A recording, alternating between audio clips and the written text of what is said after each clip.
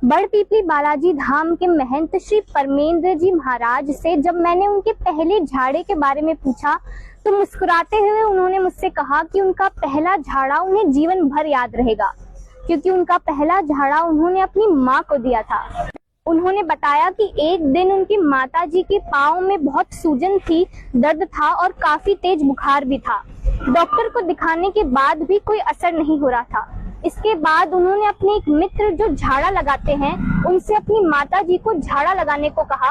उनके मित्र ने समय नहीं है ये कहकर 2-3 दिन निकाल दिए और एक दिन पता नहीं उनका क्या मूड था कि उन्होंने श्री परमेंद्र जी महाराज से कहा कि आप भी तो बालाजी की सेवा करते हैं तो आप ही लगा लो। अपनी माँ को तसल्ली देने के लिए श्री परमेंद्र जी महाराज मंदिर गए। वहां से एक मोर पंख और हनुमान चालीसा लेकर अपने घर चले गए और अपनी माँ को कहा कि मैं ही झाड़ा लगा देता हूँ। ये सुनकर उनके परिवार वाले हंसने लगे, क्योंकि उन्हें सिर्फ हनुमान चालीसा ही आती थी, इसलिए वही पढ़ते पढ़ते उन्होंने झाड़ा लगा दिया और झाड़ा लगाने के बाद वे सो गए। सुबह डरते हुए जब अपनी माँ के पास गए तो उनकी माँ ने कहा कि चमत्कार हो गया, मेरे पाँव की सूजन एकदम दूर हो गई, बुखार चला गया और दर्द भी खत्म हो गया। ये सुनकर श्री परमेंद्र जी महाराज बड़पीपली बालाजी धाम गए और बाबा से लिपट कर फूट फूट कर रोने लगे और इस बार ये आंसू गम के नहीं खुशी के थे।